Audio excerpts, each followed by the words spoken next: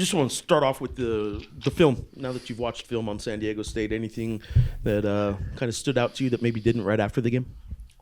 No, I just got to play a little better than we did on the road against a good team. Just got to play a little cleaner. Too many turnovers, too much in transition. Thought we did a pretty good job defensively when we had them in the half court.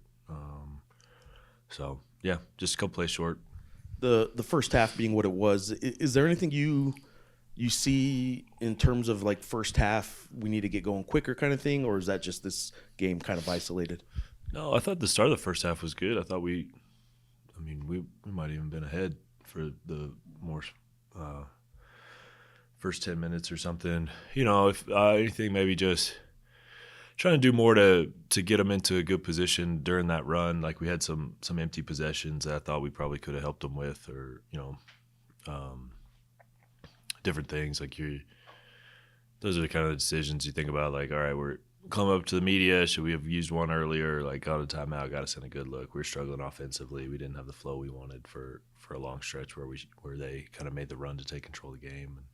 And, so, I mean, there's always plays or decisions that you want back, but, I don't know that there was anything, like, major that we felt like we should have done differently. Okay, and then Tomislav, again, a half-to-half question. 2 points in one half, a double-double in the second half, and was probably one of the best halves in Mountain West play this year, the second half he had. With him specifically as opposed to the team overall, was there anything that could have been done to get him going a little more earlier, or was that more on him, or is it more on guys not getting the ball? I think it's everybody. I mean, the recognition of matchups, they were switching.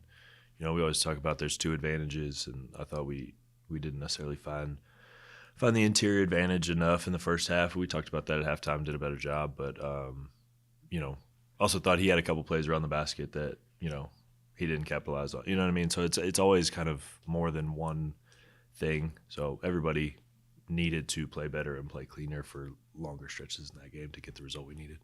I know we talked about how reliant you guys are on the freshmen a lot, and it's a problem with a lot of other sports and a lot of athletes that they hit a freshman wall. So I'm curious how much you're concerned about the possibility of that at all, and kind of what you might be doing to kind of limit some of that freshman wall stuff that they might hit. Yeah, I don't or not doing anything. Hopefully they don't hit it. Like, those guys are just, we think they're prepared physically. They're sharp. They're smart guys. They're playing good basketball. So, yeah, just doing what we do, crossing our fingers, I guess. Speaking about Fresno State, obviously, they've had a little bit of an up and down year. I'm just kind of curious what your thoughts are on them and heading into tomorrow. Yeah, I think they're playing really good basketball right now. Won 3 out of 4, and the only one they lost, they didn't have Collins, who's a big part of what they're doing. So playing much better lately. Specifically defensively, they're doing a great job making it difficult for people. They have good players. They're well coached. We'll need to play well. Coach, one more quick one on the San Diego State game. You guys had 12 or 13 fouls in the first half, put them on the line 22 times. Kind of uncharacteristic for you guys to be in foul trouble like that as a team. What do you attribute that to? I don't have a specific answer for that. I was surprised that they got to the line that often, given that's not kind of their style. We don't foul that much. They don't draw very many fouls, but just kind of the way the game played out, unfortunately for us. Yeah. You talked about the turnovers, 17 turnovers for you guys against San Diego State. I think 6 for DA, 6 for Tomislav. Fresno's another team that is pretty good at turning you over. What are the keys to cleaning that up in this game? Yeah, just spatial awareness, alertness, into drive decision making. Understanding space, attacking space. When we stay out of traffic, we do a much better job of that. So, San Diego State's a good defensive team. Fresno State's a good defensive team. It's not 100% about us, but we do need to control things that we can to try to limit those as much as possible. So the situation where you chose to foul there, obviously it was something that you guys had looked at, in advance of the game. Yeah, poor free throw shooter in the 1-on-1. We felt like that was an opportunity for us. We considered in the first. I don't think it came up in the first half. It was something we talked about relative to the game, given Heidi's free throw shooting. So, felt like that was the right decision at that time. And then plus the luxury of still only being in the 1-on-1 too. That is, another thing that played into it. Curious, during a possession when the game was tied, would there have been any consideration, still in the 1-on-1, of fouling Heidi again? Yeah, we would have considered that as well. Because I think there was a possession that he actually had, so there would have been a chance to do it, and just chose he has not. He has to be engaged in the play. Like, we can't foul him away from the play. So he has to have the ball, which is Yeah, no, I thought he had a touch, but maybe not.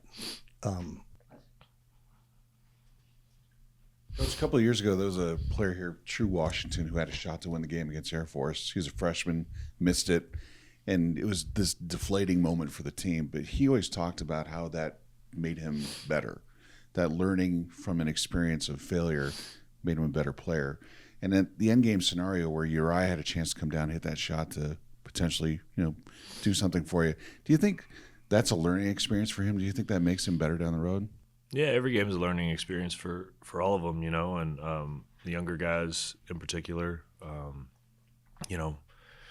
Uriah's that won't be the last, late game shot he gets in his career, and someone we believe in, and his ability to create his own and get to a quality shot. So I'm sure he'll be better for it.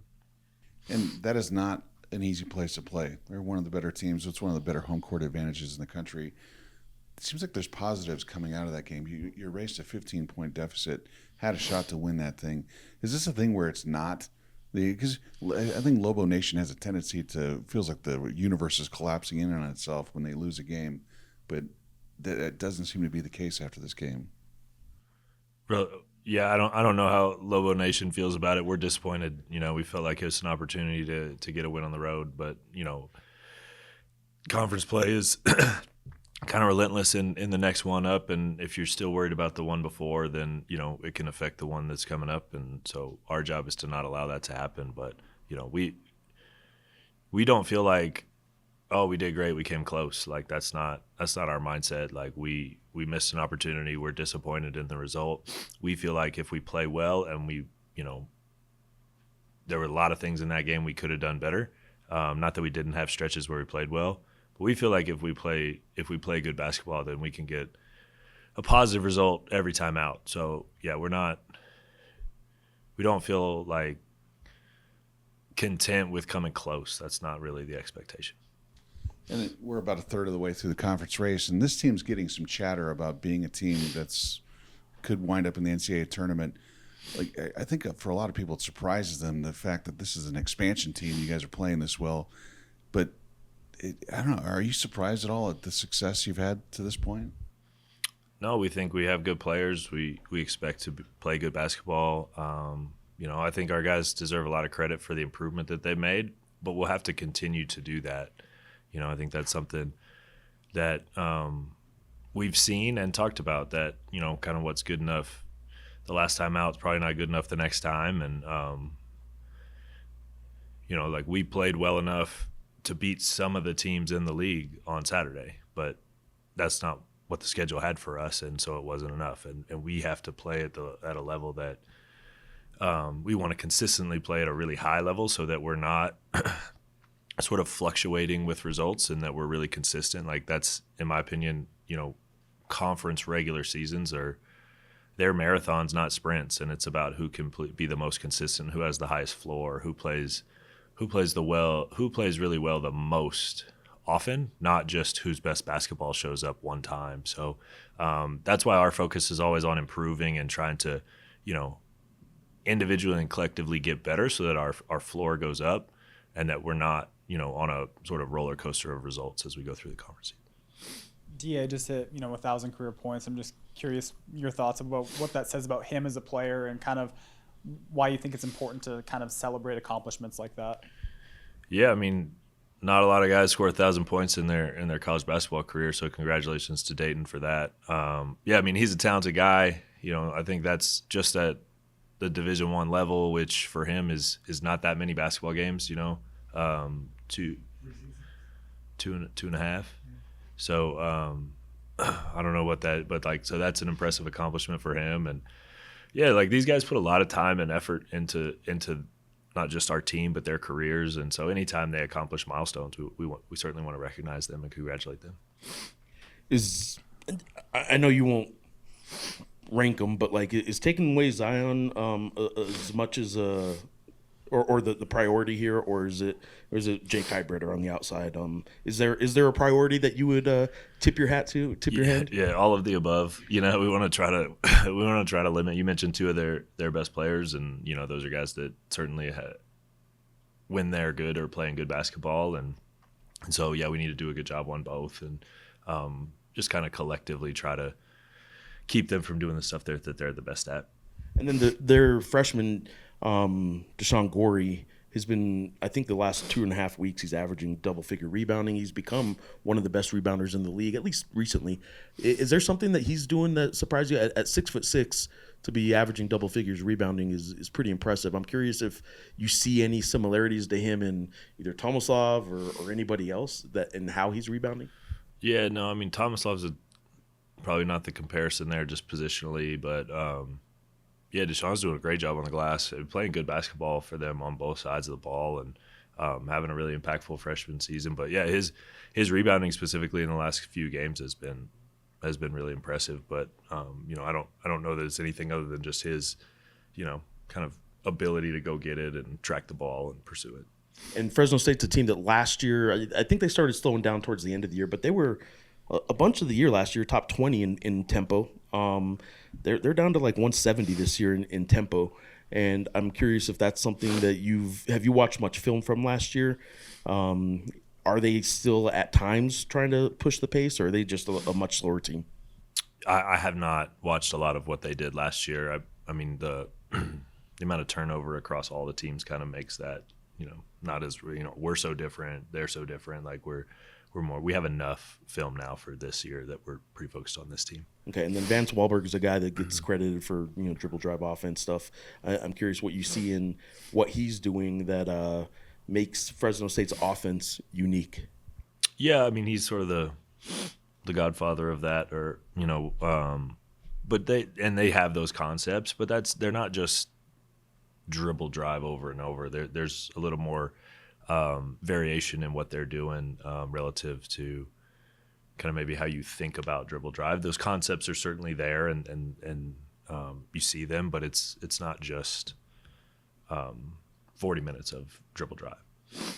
Coach, Luke hopped 3 for 4 from the three-point line. It just looked like he really shot the ball really confidently. Do you think that can translate into later games in this conference season?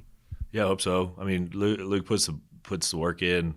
He takes the right shots. We feel comfortable with those, and so yeah, if he makes them, it certainly adds a dimension to what he's doing offensively, which is already a pretty good performance in how he plays and what he does defensively. So yeah, I mean, if he's making shots, I think it raises our level for sure. And then their rim protection, Fresno State, they got the 7-footer Hawkes, but outside of that, not a lot of rim protection. I think they're allowing teams to shoot 70% at the rim. Do you think that's a place where you guys can have some success in this game? Yeah, I mean, we always want to attack the basket. Obviously that was something we struggled with San Diego State, where they blocked some shots and saved some baskets, made some plays around the basket to limit us. So, yeah, kind of understanding opponent personnel. Is it this is a game we can really attack different lineups. Maybe it's we need to be under control and use a lift fake, like those kind of things. We try to have the preparation and discussion about what our attack should look like in a lot of different facets of our offense, but around the basket relative to their rim protection is one we're always focused on. Anything else for Coach? Are classes back this week? Yeah. Today. Anything back to changing of the schedule or kind of getting back into the schedule with classes back that is good or bad for you guys? I mean, it's a little different for guys with just their daily schedule, and it might take them a week or so to find the routine, but it's college basketball. They're used to going to class. And then I guess in hindsight too, the San Diego game had so many of you guys as a staff and players with so many outside distractions, family members, friends, old coaches coming to games and stuff like that. I guess in hindsight, do you see any of that as playing a factor in the game in any way, good or bad? No. Thanks, Coach. Thanks, guys.